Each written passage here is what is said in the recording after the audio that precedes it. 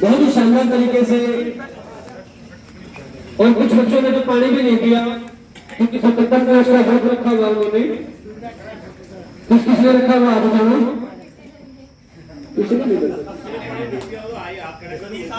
जिसने पानी नहीं दिया हाथ उठा लीजिए।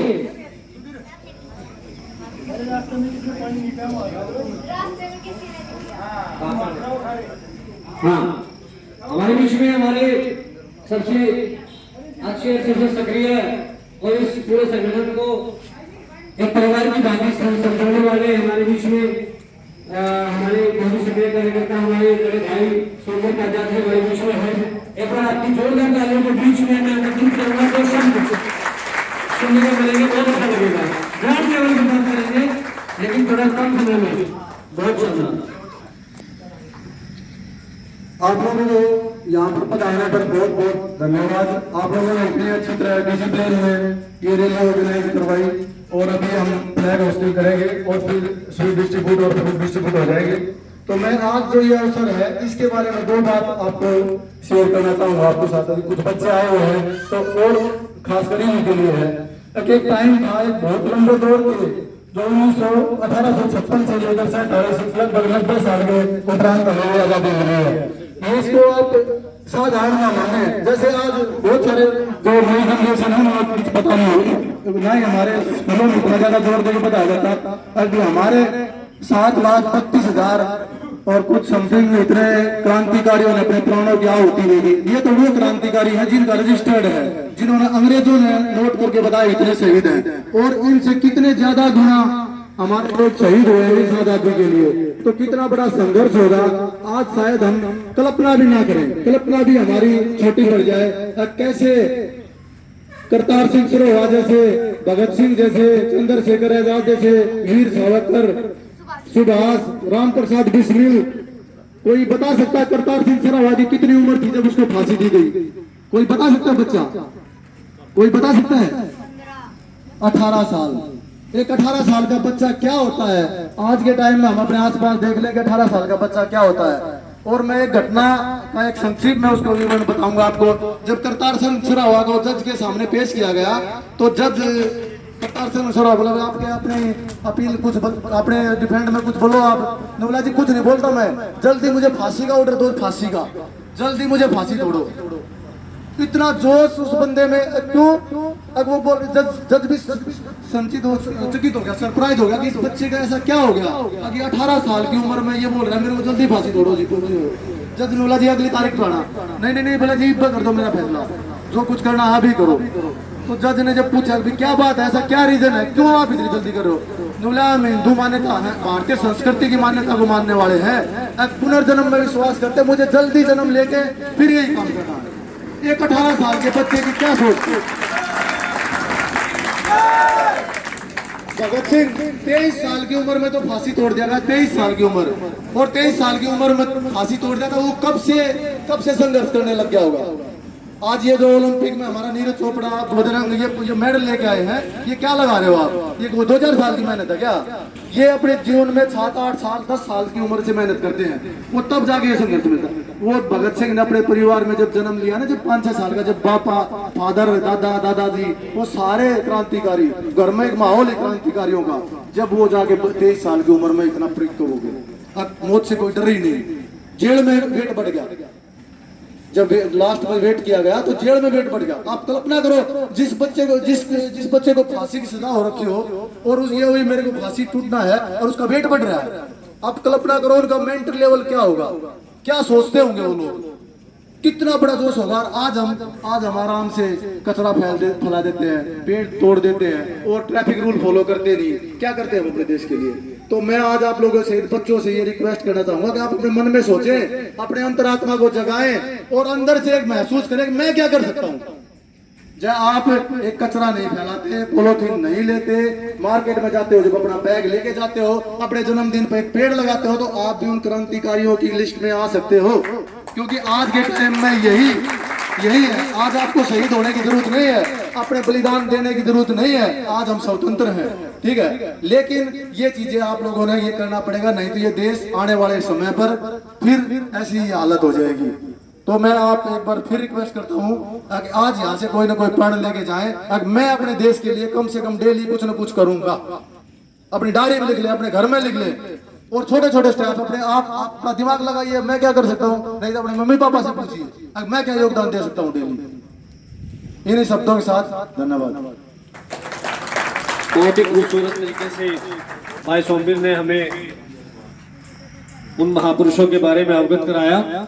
इसी कड़ी के बीच में मैं आप लोगों से बताना चाहूंगा कि हमारे बीच में बहुत ही वरिष्ठ सदस्य बहुत सारे हैं, उनमें से अगर सभी का नंबर लगाएंगे तो काफी टाइम लग जाएगा, और आज वैसे भी स्वतंत्रता दिवस का पावन पर्व है, सबको अपने अपने स्तर पर मनाना है उसको। उसी कड़ी में सबसे इम्पोर्टेंट है कि मैं चाहूंगा आप लोगों के बीच में हमारे एक मार्गदर्शक के रूप में, एक अध्यापक के रूप में, हर रूप में हमारे साथ खड़े रहते हैं विनोद गिरधर जी। एक बार मैं आमंत्रित करूंगा जोरदार तालियों के बीच में। यहाँ पर उपस्थित सभी साथियों को ये अपने स्वतंत्रता दिवस की बहुत बहुत शुभकामनाएं। भारत माता की जय। ये जो हम मनाते हैं इंडिपेंडेंस डे, अगर इस शब्द को थोड़ा सा हम इसका संधि विच्छेद करें, इसको तोड़ें, इसमें एक शब्द है डिपेंडेंस और उससे पहले लगा इंडिपेंडेंस, आई एन लग गया। तो डिपेंडेंस होता है किसी पर निर्भर होना और इंडिपेंडेंट होता है किसी पर निर्भर ना होना। इन दोनों शब्दों में आप बताओ जो फायदा है, जो हमें लगता है देखने में एक बार कि डिपेंडेंट शब्द, अगर हम किसी पर निर्भर हैं तो हमारे लिए सुविधा आसानी होती है ना, लेकिन जब हम आत्मनिर्भर हैं, अपने ऊपर निर्भर हैं, तो हमारी जिम्मेदारी कितनी ज्यादा बढ़ जाती है ये हमें सोचना है। जब तक हमारे माँ बाप हमारे साथ होते हैं, हम छोटे होते हैं, हम उन पर डिपेंडेंट होते हैं, तो उनकी जिम्मेदारी होती है वो हमें देखें। लेकिन जब आप अपने पैरों पर खड़े हो जाते हैं तो हमारी जिम्मेदारी होती है कि हम अपने आप को देखें। हमारा देश 1947 में आजाद हुआ, कितनी बहुत ज्यादा बलिदान, लगभग 100 वर्षों का संघर्ष चला 1857 से लेकर के 47 तक। इतने लंबे संघर्ष के बाद, इतने बलिदानों के बाद एक बहुत बड़े साम्राज्य को, जिसका दुनिया में कहीं भी कहते हैं सूर्यास्त नहीं होता था, उसको उखाड़ फेंका भारत के लोगों ने मिल करके संघर्ष किया। और ऐसा दिन आया, किस लिए आया कि हम अपने आप को खुद रन करेंगे, हम अपने रूल्स खुद बनाएंगे, हम अपने आप को खुद चलाएंगे। तो नेचुरल बात है, शुरू के 8-10 साल तो बड़े अच्छे लगे होंगे कि हम आजाद हो गए, आजाद हो गए। आजाद का मतलब आजाद होना ही नहीं होता, आजाद का मतलब होता है अपनी जिम्मेदारियां अपने साथ लेकर के आना। इस शब्द को, इंडिपेंडेंस को, मेरे व्यक्तिगत विचार से इंडिपेंडेंस डे ना होकर के सेल्फ डिपेंडेंस डे होना चाहिए। जिस दिन हमारे अंदर ये भावना आएगी तो उसी दिन हमारे अंदर एक सेल्फ की भावना जागी, यार हमारा देश के लिए बहुत बड़ा कर्तव्य है। उन लोगों ने आजाद करा के छोड़ दिया, तो क्या इसलिए छोड़ दिया कि हम उसके लिए कुछ ना करें, दोबारा से उसी रास्ते पर चल पड़े जिन कारणों से फिर हमारा देश गुलाम हुआ था। हमें इस बात को बहुत गहराई से सोचना होगा, क्योंकि अब 75 साल कोई छोटा अरसा नहीं होता, पूरी पीढ़ी निकल जाती है 75 साल की। हमारा ये कर्तव्य बनता है कि हम हर तरीके से, अगर देश के लिए मान लो आज मर नहीं सकते तो देश के लिए जी सकते हैं, ये हमारा होना चाहिए। क्योंकि जब हम छोटे थे, मैं अपनी बात करता हूँ, हमें भी यही लगता था कि जो आर्मी में लोग हैं बस उनका काम है देश को संभालना, वो खड़े हैं उनका काम। उससे कहीं कितने गुना ज्यादा हमारा काम है कि देश को अंदर से हम कैसे मजबूत कर सकते हैं। ये हमारी ड्यूटी बनती है। हम जिस भी प्रोफेशन में हो, हम जिस भी काम में हो, उसमें हम ईमानदारी रखें, उसमें हम सोच लेंगे जो हम कर रहे हैं कि उससे हमारे देश का कोई नुकसान तो नहीं है, देश का भला होता कि नहीं होता। ये हमारे मन में जब फीलिंग आनी शुरू होगी हर आदमी के अंदर, तो नेचुरल बात है, कल्चर बनेगा, एक संस्कार बनेगा। वही संस्कार घर में बच्चों में पढ़ेंगे, और घर में हर संस्कार, मतलब हर घर में इस तरह के संस्कार पढ़ेंगे तो समाज कैसा बनेगा। तो समाज को जब दिशा दिखानी होती है तो हमें खुद से शुरुआत करनी होती है। हमारे रोल मॉडल दुनिया में क्या है? अभी सोमवीर जी ने कितनी अच्छी बात बताई थी। हमारा रोल मॉडल वो बच्चा क्यों नहीं है कि जिसने कहा था कि मुझे फटाफट से फांसी दे दो। देश के लिए इतना कुछ कर गुजरने की जो शक्ति है, जो क्षमता है, वो हर व्यक्ति के अंदर होनी जरूर चाहिए। उसको अवसर किस तरह से वो ढूंढता है या उसको अवसर किस तरह मिलता है, ये अलग बात है।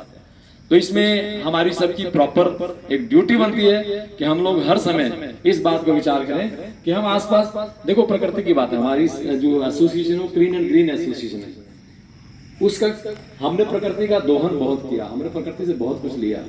लेकिन आप ये सोच, जब आप किसी से कुछ लेते हो, जब उसको नहीं लौटाते हो तो क्या करता है? प्रकृति हमसे तगड़ी है, आप सोचो, हमने किसी से लोन ले लिया, उधार ले लिया बहुत सारा और लौटाया नहीं, और वो हमसे तगड़ा है, सोच लो क्या हाल होगा।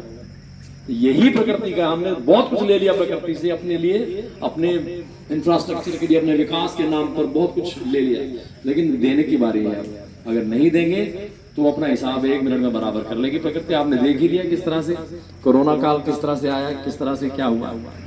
तो हमारी बहुत सारी चीजें हैं जिस पर हमें गौर करना है। हम अपने आसपास, अच्छा कोई टेंशन की जरूरत भी नहीं है, ये बहुत बड़ा काम है, ये क्या करना है। अगर हम इसको एक रूटीन में ले आते हैं, चीज़ों को दैनिक जीवन में ले आते हैं, तो चीज़ें अपने आप सॉल्व होनी शुरू हो जाती हैं, अपने आप ही वो चीज़ें सही दिशाओं की तरफ पकड़ लेती है। जरूरत है हमें पॉजिटिविटी, अगर हमारे अंदर नहीं होगी तो नेगेटिविटी को आने के लिए किसी से पूछना नहीं पड़ेगा, वो घुस जाएगी अपने आप ही। अगर आपने अपने आप, ये जीवन एक एस्केलेटर की तरह से, अगर आप सीढ़ी पर नहीं चढ़े ना तो वो अपने आप ही आपको पीछे ले जाएगी। जैसे हम उतरते हैं सीढ़ी, वापस ऊपर लेके चले जाते हैं, या तो आप उतरो उस पर, मान लो एस्केलेटर से नीचे उतर रहे हैं तो हमें बहुत तेजी से नीचे उतरना पड़ेगा, नहीं तो वो ऊपर जा रही है, वो आपको खींच लेगी, वापस पीछे चले जाएगी। तो हमारी ड्यूटी बनती है हम लोग पॉजिटिविटी को हमेशा अपने अंदर रखें, किसी भी काम में हमारे अंदर नेगेटिविटी ना हो। अगर हम पॉजिटिविटी नहीं रखेंगे और अपने आप को न्यूट्रल छोड़ देंगे तो नेगेटिविटी को आने से आप रोक नहीं सकते, वो किसी भी तरह से घुस जाएगी आपके अंदर और फिर आप उसको निकाल नहीं सकते आसानी से। तो उसके लिए ज़रूरी है हम अपनी पॉजिटिव सोच रखें। इन्हीं शब्दों के साथ मैं फिर से एक बार शुभकामनाएं देता हूं, और हमारी संस्था जो भी काम कर रही है उसका एक बहुत वास्ट है। तो अगर हम सोचें तो बहुत छोटा, सिर्फ पेड़ लगाना, सफाई रखना, ये छोटी मोटी बात नहीं है, इसके अंदर बहुत सारी चीज़ें हैं जिसके अंदर हम अपने आप को इन्वॉल्व कर सकते हैं, हम घर के अंदर बैठ सकते हैं। मैंने अपनी कॉलोनी में एक बार अभियान चलाया था, मैं 2 मिनट लूँगा, 1 सेकंड लूँगा, वो बात अच्छी है इसलिए बतानी ज़रूरी है। मैं अकेला ही पूरी कॉलोनी में घूमा और लोगों को ये कहा कि जब तुम सब्जी लेने मार्केट जाते हो, थैला लेके नहीं जाते, तुम्हारी आदत है, चलो कोई बात नहीं, आदत है, अब आदत बदलते नहीं आसानी से। लेकिन जब एक सब्जी वाला तुम्हारे घर पे आया हुआ है सामने, उस टाइम में तुम 6-6, 7-7 थैली ले रहे हो, ये क्या बात है? क्या तब तुम अपने घर से कोई थैला या अपना कोई बर्तन या कोई बाल्टी नहीं उठा सकते? इतना भी नहीं होता कि हम घर से बाल्टी उठा लें और वो 6 थैलियाँ हम ले रहे हैं। करते क्या है, वहीं से लिए थैली अपने फ्रिज में पलटा और वो 6 थैलियाँ कूड़ेदान में डाल देता। ये इतना भी अगर हमसे नहीं होता तो भाई हम अच्छी छोड़ दें, फिर तो कोई हमारे कुछ है ही नहीं हमारे पास। तो ये छोटी छोटी बातें अगर हम फील करेंगे, महसूस करेंगे तो बहुत कुछ अच्छा देखने को मिलेगा। और आप करके देखना, मैं कहने की बात नहीं, सभी लोग अच्छे बैठे हैं यहाँ पर, अच्छा काम करके ही मन की संतुष्टि होती है। अगर हम कुछ नहीं करते तो हमारे अंदर निराशाएं अपने आप छानी शुरू हो जाती है। आप अच्छा करते रहो, निराशा पास नहीं भटकेगी, और नहीं जो आपके पास रहेगा वो भी पॉजिटिव हो जाएगा। धन्यवाद बहुत बहुत, फिर से एक बार भारत माता की जय। दर्शन किया, आप सभी को अच्छा लगा? तो तालियां इतनी कमजोर क्यों बजाते हैं आप लोग? इसका मतलब ये है थकान हो चुकी है, थकान हो चुकी है, नहीं हुई क्या? तो खड़ी होकर ताली बजाएं एक बार जल्दी से।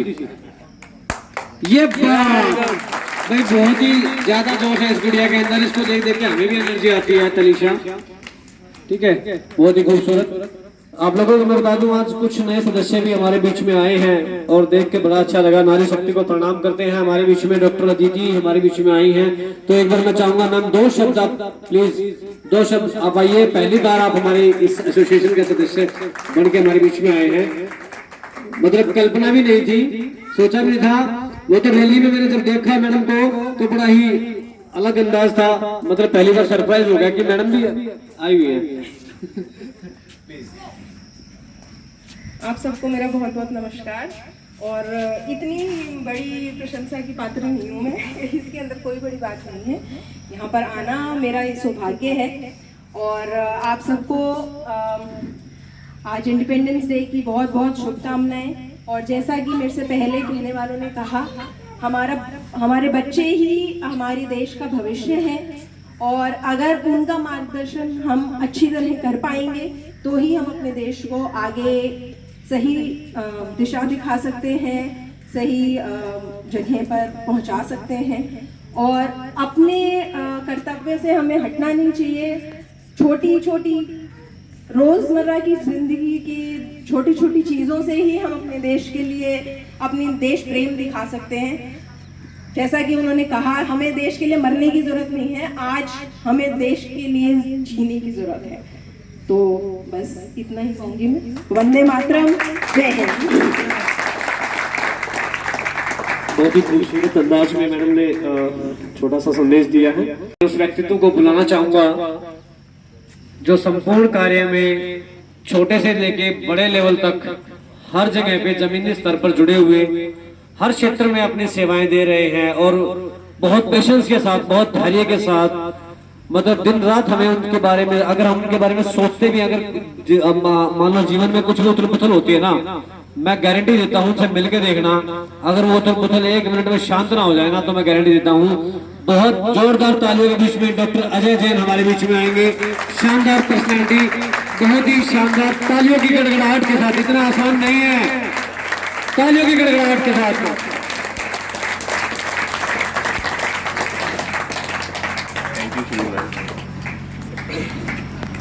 स्वतंत्रता दिवस की आप सभी साथियों को हार्दिक बधाई और साथ साथ उन सभी शहीदों को नमन जिनकी वजह से आज हम सब यहाँ स्वतंत्रता के साए में सांस ले रहे हैं। लेकिन मैं समझता हूँ कि शायद उन सब शहीदों से हमें माफ़ी भी मांगनी चाहिए। माफ़ी इसलिए मांगनी चाहिए कि जिस स्थिति में आज हमारा देश है, शायद उन लोगों ने नहीं सोचा होगा कि अपने प्राण गंवाकर आज 74-75 साल के बाद देश यहाँ खड़ा होगा। संक्षिप्त में आपको बताना चाहूँगा कि देश के सामने क्या छोटी मोटी क्या समस्याएं हैं। ज़्यादा जनसंख्या एक बहुत बड़ी समस्या हो गई। 130 करोड़ लोगों की जनसंख्या, जिसको हम शायद नहीं लाइफ सस्टेन कर पा रही यहाँ। बेरोजगारी, अशिक्षा, 23.2% लोग हमारे देश में शिक्षित हैं, जो लगभग 28 करोड़ होता है, और पूरे विश्व का 37% है जो। और इसके अलावा एक समस्या और है बच्चों, ये तो अशिक्षित लोग हैं, जो पढ़े लिखे, जो शिक्षित होने के बावजूद अशिक्षित हैं, उसका डाटा किसी के पास नहीं है। तो जो सही मायने में जो पढ़े हुए शायद वो कम बचते होंगे जो देश के लिए, क्योंकि 1947 के बाद जैसे हमारा देश आज़ाद हुआ तो विश्व में कुछ और देश भी, जैसे जर्मनी, सेकेंड वर्ल्ड वॉर के बाद जो जर्मनी की हालत ही बताते हैं कि एक ब्रेड के टुकड़े के लिए उसको पूरा ठेला भर के, अपनी थैली भर के वो करेंसी ले जाते थे, तब एक ब्रेड का पीस मिलता था उनको। और आज जर्मनी हमसे बहुत आगे है। किसी भी देश या किसी राष्ट्र की तरक्की के लिए जब तक हम लोग, मैं, मेरा परिवार या मेरा समाज से ऊपर नहीं उठेंगे, कुछ समय अपने राष्ट्र को नहीं देंगे, तो राष्ट्र तरक्की नहीं कर पाएगा। शायद हमारे साथ वही हुआ। हमने सोचा कि भगत सिंह मेरे घर में ना हो, पड़ोस में हो, वो शहीद हो जाए और मेरा देश, मेरा घर भी आज़ाद हो जाए। तो अशिक्षा, बेरोजगारी, प्रदूषण, ये कुछ ऐसी समस्याएं हैं जो, जैसे अभी पिछले वक्ताओं ने कहा कि भाई देश के लिए मरने की जरूरत नहीं, सिर्फ कुछ करने की जरूरत है। हम यहाँ क्लीन एंड ग्रीन संस्था में ये निश्चित करते हैं कि कोई ना कोई सदस्य प्रत्येक दिन देश को दे। और मैं आप सभी से अपील करूंगा कि ज्यादा नहीं, केवल 1% समय, केवल 1%, 14 से 15 मिनट होते हैं एक दिन में, 1440 मिनट होते हैं, केवल 15 मिनट दें पूरे दिन में एक बार। कहीं जाने की जरूरत नहीं है, बैठ के सोच लें देश के प्रति, देश के लिए। और एक सप्ताह में रविवार, शनिवार, जिसका जो भी छुट्टी होती है उस दिन वो आगे यहाँ काम करें। एक चीज मैंने देखी अभी कि भाई हम गाड़ी में गए, शीशे बंद कर लिए, ऐसे चला लिया, हमें पता ही नहीं प्रदूषण क्या चीज है। अब कितने लोगों ने महसूस किया होगा प्रदूषण? साथ से एक मोटरसाइकिल भी गुजर रही थी तो हमें धुआं लग रहा था कि नहीं लग रहा था बच्चों? तो वो जो छोटी मोटी चीजें मैं बता देता हूँ कि हम क्या कर सकते हैं पूरे अपने जीवन में।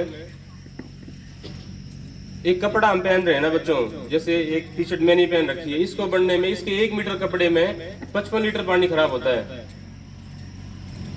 और जो हमारा खादी होता था उसको 1 मीटर कपड़े में केवल 3 लीटर पानी खराब होता है। पूरे विश्व में जो पानी ओशियंस में अवेलेबल है उसका 2.5% पानी केवल हम पी सकते हैं, वो पीने लायक है। पूरे एक आदमी को हमारा जो CPWD विभाग है वो बोलता है कि 130 लीटर पानी चाहिए पूरे दिन में एक व्यक्ति को। अगर इसका हम 10% भी कम कर लें तो सोच के देखो कि हम 10% अपना पानी का भंडार बढ़ा रहे हैं। ग्लेशियर पिघल रहे हैं बच्चों। अभी पिछले हफ्ते यूनाइटेड नेशंस की एक IPCC की रिपोर्ट आई है, उसमें कहा गया है कि जो क्लाइमेट चेंज, जो जलवायु परिवर्तन हो रहा है, मतलब ग्लोबल वार्मिंग कैसे हो रही है कि जो हम कार्य कर रहे हैं उससे एक एनर्जी उत्पन्न होती है और वो पोल्यूशन की वजह से बर्फ पिघल रही है।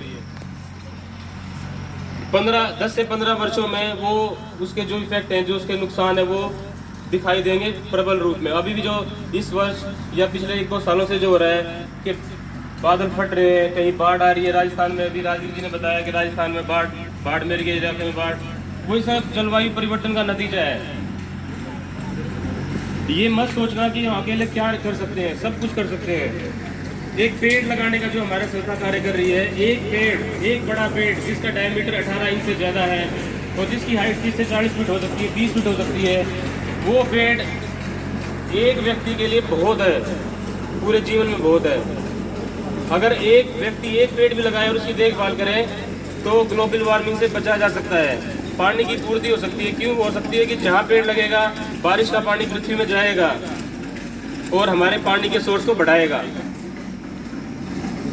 प्लास्टिक का बताया, प्लास्टिक एक जो सिंगल यूज प्लास्टिक है वो 400 से 500 साल लेती है डिग्रेड होने में, और वो सारी प्लास्टिक समुद्र में जाती है, ओशियंस में जाती है। अब ओशियंस में जाने से क्या नुकसान होता है कि हमें लगता है ना कि भाई हमारे जो ये पेड़ हमें ऑक्सीजन देते हैं, वो केवल पेड़ नहीं देते। हमारे विश्व में जो ओशियंस हैं, जो महासागर हैं, समुद्र हैं, वो 60 से 70% ऑक्सीजन वो देते हैं। हमारी जो प्लास्टिक हम यूज़ कर रहे हैं थैली में, जैसे बताया अभी 5-5 थैली के दर्जीने के घरों में, अरे हमारी गली में एक सब्जी वाला आ गया, उससे हम थैली में ले रहे हैं, ये तो डूब के मरने की बात है। एक बर्तन रखें, एक टोकरी रखें, सामान लिया और उसको टोकरी में घर में रख दिया, वो थैली अल्टीमेटली किसी गाय के पेट में या समुद्र में जा रही है। जिससे क्या हो रहा है कि बहुत छोटे छोटे माइक्रो ऑर्गेनिज्म हैं जो फोटोसिंथेसिस के जरिए हमें ऑक्सीजन देते हैं, और वो थैली उस प्रोसेस को रोक देती है। तो जिस भी सदस्य को, जिस भी बच्चे को जो अच्छा लगे वो एक काम जरूर करे, बहुत लंबा हो जाएगा। पेड़ लगाए, प्लास्टिक का यूज ना करे और पानी बचाए। अपने घरों में रेन वाटर हार्वेस्टिंग आप लगाते हो तो 1 स्क्वायर मीटर अगर एरिया है तो वो 1000 लीटर प्रति वर्ष पानी बचा देगा। आप सोच के देखिए, 100 मीटर का मेरा मकान है, रेन वाटर हार्वेस्टिंग आपने कर लिया तो 1 साल में 1 लाख लीटर पानी आपने बचा लिया। अब आप कैलकुलेट कर लो, एक परिवार को एक दिन में अगर 1000 लीटर पानी चाहिए तो वो लगभग पूरा कर लेता है रेन वाटर हार्वेस्टिंग के जरिए। आपने पृथ्वी से कुछ नहीं लिया। हम जन्म से लेकर, जन्म मेरा हुआ हॉस्पिटल में, मैंने, मेरे पिता माता ने हॉस्पिटल को पैसा दिया, शिक्षा ग्रहण करी स्कूल से तो स्कूल को पैसा दिया, बस में गए बस को किराया दिया। इस प्रकृति से हमने पानी लिया, हवा ली, हमने उसको क्या दिया? कुछ नहीं दिया, लिया उससे वापस। ये कोविड और ये सब उसका परिणाम है कि इस प्रकृति को अपने आप को एडजस्ट करना है। इतनी पॉपुलेशन हो रही है, वो उसका दोहन करे जा रही है, तो उसको कैसे हम खत्म करें? आगे कोविड ना आए, आगे ऐसी कोई महामारी ना आए, उसके लिए हमें बॉर्डर पे जाकर लड़ने की जरूरत नहीं है। केवल दिन में 15 मिनट देश के लिए, संसार के लिए सोचना है। एक पेड़ यहाँ लगाओगे तो पूरे विश्व को ऑक्सीजन देगा, वो ये नहीं कि बहादुर को देगा। तो आप सभी से विनम्र प्रार्थना है कि कुछ भी जो आपको अच्छा लगे, पेड़ लगाना, पानी बचाने के तरीके ढूंढना, प्लास्टिक को यूज ना करना, खादी यूज करना, ऐसा कोई ना कोई कार्य जरूर करें, तो वो सच्ची श्रद्धांजलि होगी। ये नहीं कि 15 अगस्त को आए, झंडा फहराया, बात खत्म हो गया, ऐसा ना करें। और अगले वर्ष हमारी क्लीन एंड ग्रीन संस्था हर साल 15 अगस्त को एक लेखा जोखा बनाती है अपना, कि हमने पिछले साल क्या किया। वो आपसे शेयर हम करेंगे, या तो प्रदीप भाई बताएंगे भी, या आपको सोशल मीडिया के जरिए बताएंगे, तो आप सब उसमें भागीदार बने। आपकी बहुत बहुत धन्यवाद होगा। धन्यवाद। धैर्य से हमें इतना अच्छा संदेश दिया है, और यहाँ पे मौजूद जितने भी लोग हैं, जितने भी प्यारे बच्चे हैं, माताएं हैं, बहनें हैं, सभी को अपने एक संकल्प लेने के लिए आज विवश कर दिया है कि आज इस 75वें स्वतंत्रता दिवस पर सभी संकल्प लेके यहाँ से जाएंगे कि हमें पानी को बचाना है, प्लास्टिक का यूज नहीं करना है, और ज्यादा से ज्यादा पेड़ पौधे लगाने हैं। प्रकृति के प्रति भी हमें अपना कर्तव्य निभाना है। तो बहुत ही खूबसूरत तरीके से आपने आज संकल्प लेने पे विवश कर दिया है सभी यहाँ मौजूद सभी लोगों को। अभी मैं आप लोगों को बता दूं कि एक बार मैं आप लोगों से रिक्वेस्ट करना चाहूंगा, आज जो पहली बार इस एसोसिएशन का हमारा साथ देने के लिए आए हैं, एक बार प्लीज वो अपने अपने जगह पे खड़े हो जाए। जो पहली बार first time clean and green association में किसी भी रूप में हिस्सा ले रहे हैं, आज एक बार अपनी जगह पे खड़े हो जाइए, खड़े हो जाइए एक बार अपनी जगह पे। दोस्तों, ये लम्हा ये जो लम्हा आज है ना, ये हमारे लिए गौरवपूर्ण लम्हा है और हमारी छाती चौड़ी करता है आज का ये लम्हा। कि देखिए हमारे सदस्य से भी ज्यादा आज हमारे साथ नए लोग जुड़े हैं, ये हमारे लिए गर्व की बात है। जोरदार तालियों के साथ एक बार स्वागत करेंगे सभी नए लोगों का, बहुत ही खूबसूरती के साथ, बहुत ही अच्छी खुशी है कि आज में आज सभी लोग हमारे साथ जुड़े हैं। प्लीज आप बैठ जाइए। बहुत ही शानदार, बहुत अच्छा लगा आप लोगों से मिलके। बारंबार आप लोगों का हृदय की गहराइयों से हम धन्यवाद करते हैं। और आप लोगों को थोड़ा सा मैं रूबरू करा दूं, बाकी तो समय हो चुका है, फ्लैग होस्टिंग करेंगे। अभी थोड़ा सा मैं अपनी एसोसिएशन के बारे में रूबरू कराऊंगा आप लोगों को। क्लीन एंड ग्रीन एसोसिएशन जो हमारी एसोसिएशन है, ये बहादुरगढ़ में एक परिवार है। पहले आपको ये बता दूं, एक परिवार की भांति हम सब लोग यहाँ जुड़े हुए हैं।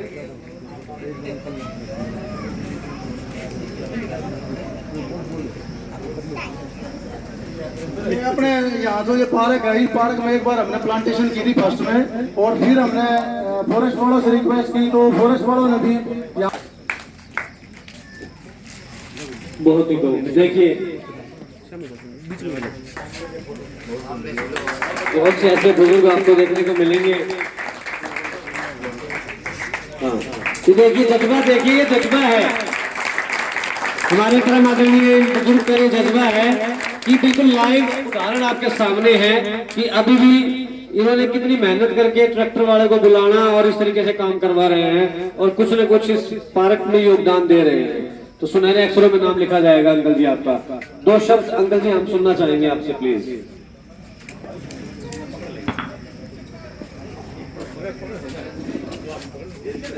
हेलो, मेरा सभी आगंतुकों को प्रणाम, छोटे बच्चों को प्यार। देखिए सोमवीर जो है हमारी ड्यूटी लगाई कि जी हम यहाँ झंडा फहराएंगे। हमने बड़ी खुशी से सेहत स्वीकार किया, लेकिन इसमें कुछ बेबाधा भी आई है जी। लेकिन क्या हम उपाधाओं से न घबराते हुए अपने कार्य में रत रहे, और आज हम आप लोगों का स्वागत करे हैं। इसी के संबंध में मैं आपको कुछ बातें बताऊंगा कि क्या मैं संघर्ष करना पड़ा। कई लोग कहने लगे भाई तो बीजेपी वाले आएंगे, हम वहाँ नहीं लगाने नहीं गए, ठंडा नहीं फैलाने देंगे। मतलब भाई बीजेपी वाले नहीं जाते, ये सोन बीजे ले आए हैं, ये नौजवान साथी आएंगे और ये रैली करेंगे, साइकिल पे आएंगे। लेकिन उनको विश्वास भी नहीं हुआ। सुबह भी आ गए थे कि हमको कुत्ता लगा देंगे, कुत्ते लेकर आए थे, है जी। तो मैं ये लोगों से प्रार्थना करता हूँ, जिस क्षेत्र में काम हो उस क्षेत्र में अपनी निष्ठा से काम करें। मैं स्कूल इंस्पेक्टर के पद पर से रिटायर हुआ दिल्ली से। मैं यही सोचता कहता था अपने शिक्षक भाइयों से, बहनों से, कि बहनों को मैं जो हम होती थी उनको बहन कहता था, छोटी उनको बेटी कहता था। तो मैं पूछता हूँ बेटा तुम थोड़ा गुणगान की, गुरु जी हमें बड़ा सौभाग्य प्राप्त है कि ऑफिस में हमें कोई बेटा और बहन कहता है। तो मैं इंस्पेक्शन भी किए, लेकिन इंस्पेक्शन हमने झाँक के देखा कि कुछ हमारे भाई जो बहन भाई हैं उनमें बहुत बड़ी कमी है। 2 महीने के बाद में वे अपने कार्य को अपना निष्ठा से नहीं निभाते, वे लापरवाही करते हैं, धूम्रपान करते रहते हैं। बच्चे लौटो बैठो कहीं को दो। और एक भावना, एक और भावना है, मैं कोई दूसरे बहन भाई यहाँ बैठा हो, मैं उससे निवेदन करूंगा कि वे आपके सरकारी स्कूलों में केवल विकृत सेक्शन के बच्चे आते हैं। जो हमारे अच्छे परिवार हैं उनके बच्चे प्राइवेट स्कूल में जाते हैं, लेकिन मैं उनसे निवेदन करूंगा जो लड़के जो टीचर काम सरकारी स्कूलों में पढ़ते हैं कि उन बच्चों पर रहम करें, उन बच्चों को पढ़ाएं, अपना बच्चा मानकर उनको पढ़ाएं कि मेरे बच्चे हैं, अगर मेरे बच्चे पढ़ गए तो कुछ योग्य हो जाएंगे, ये भी मेरे बच्चे योग्य बनना चाहिए। लेकिन मैंने खूब झाँक के देखा है तो लोगों के अंदर सोच है ये बड़े बन गए तो हमारे बच्चों की नौकरी घुसेंगे, हम इसको नहीं पढ़ाएंगे। ये बड़े सोच के, ये देख के, उनके अंदर झाँक के मुझे बड़ी ग्लानि होती थी। तब मैं समझाता था भाई कोई बात ना, ये हमारे क्या है अन्नदाता है, ये है तुम्हारी नौकरी है। हमारे सरकार कुछ आप देखते अखबार में दिल्ली के पूछ है, हरियाणा के पूछ है, कर्नाटक में यही है कि हम बच्चों से प्रेम नहीं करते हैं। बच्चों को अपने बच्चों की तरह मानना चाहिए। जो हमारे पास बच्चे आ गए वे अपने बच्चे हैं, उनको अपना मानकर उनको जो हमारे कर्तव्य है उस कर्तव्य को पालन करना चाहिए। जिस स्थान पर आज हम खड़े हैं, आज आज़ादी का सांस ले रहे हैं, केवल महापुरुषों की देन है। उन महापुरुषों को याद करते हुए हम अपना कर्तव्य निभाना चाहिए। और ये भी हमें सौभाग्य समझना चाहिए कि हम शिक्षक के बन आए हैं, ये भी हमारे अच्छे कर्म करके आए हैं, तब हम शिक्षक बने हैं। अन्यथा कई बार दाएं बाएं मजदूरी करते हैं। तो ये मेरा कहने का आपका कर्तव्य है, जो भी यहाँ बैठा है अपनी ड्यूटी पूरी करे। अब कौन दिन हमारी ड्यूटी लगाई, मैं सुबह 4 बजे यहाँ आ गया, तो आगे ग्राम आपका गेट साफ करा, झाड़ू लगाया, मैंने कहा कि सोमवीर का कर्तव्य जो हमें सौंपते हैं वो उसका पालन करें। मैं इन शब्दों से 2000 पर आए हैं, मैं उनका हार्दिक स्वागत करता हूँ और ये चाहता हूँ कि आप हर वर्ष इसी प्रकार से उन्नति पर बढ़ते जाओ और आपके लिए आगे बढ़ती जाए। मैं धन्यवाद, आपका स्वागत करता हूँ। जय भीम, जय भारत, भारत माता की जय। होने के बावजूद भी युवा जोश की तरह आप लोगों के सामने अपना संबोधन दिया है, बहुत ही आभारी हैं अंकल जी हम आपके। अभी मैं आप लोगों को बस कंक्लूड करते हैं, उसके बाद फ्लैग होस्टिंग करते हैं। मैं थोड़ा सा आप लोगों को बता दूं, जिन्होंने अपना नाम नहीं लिखवाया है सभी के लिए सर्टिफिकेट की व्यवस्था की जाएगी, सर्टिफिकेट मिलेगा जिन्होंने इस रैली में पार्टिसिपेट किया है। तो कृपया करके अपना नाम जरूर नोटिस करा दें। ठीक है, कौन नाम लिख रहा है? हाँ, ये देख रहे हैं ना तगड़े से एक हमारे सदस्य साथी है। फ्लैग होस्टिंग के बाद इन सदस्यों के पास जाके अपना नाम लिखवा देना, नीरज बंसल जी के पास। ठीक है, लाला जी है हमारे। ठीक है, प्रदीप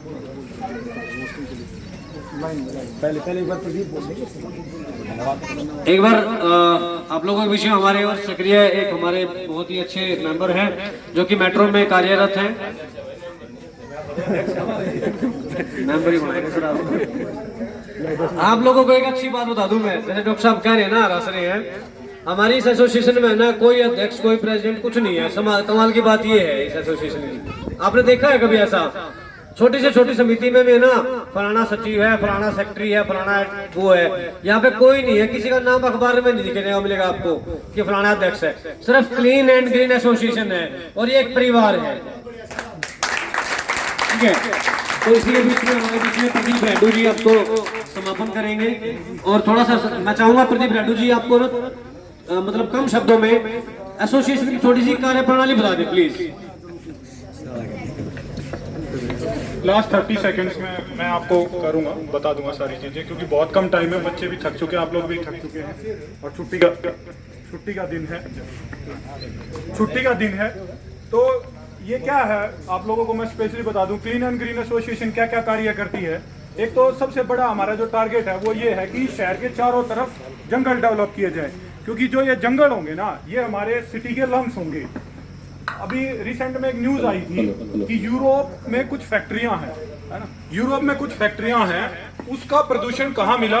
हमारे हिमालयन की बर्फ पे, है ना। जैसे डॉक्टर साहब कह रहे थे कि भाई एक पेड़ अगर आपने यहाँ लगाया तो विश्व को ऑक्सीजन देता है वो। ऐसे ही जो प्रदूषण फैलता है ना, कहीं भी प्रदूषण होता है वो कहीं ना कहीं किसी न किसी लेवल पे कहीं विश्व में किसी दूसरी चीज को भी इम्पैक्ट करता है। अगर हम सोचते हैं कि भी चलो यूरोप प्रदूषण कर रहा है, हमें क्या दिक्कत है? नहीं, वो हमें दिक्कत है। हम प्रदूषण कर रहे हैं तो रोहतक को क्या दिक्कत है? नहीं, वो है। जब यूरोप का प्रदूषण हमारे यहाँ आ सकता है तो हमें हर लेवल पर प्रदूषण को रोकना है।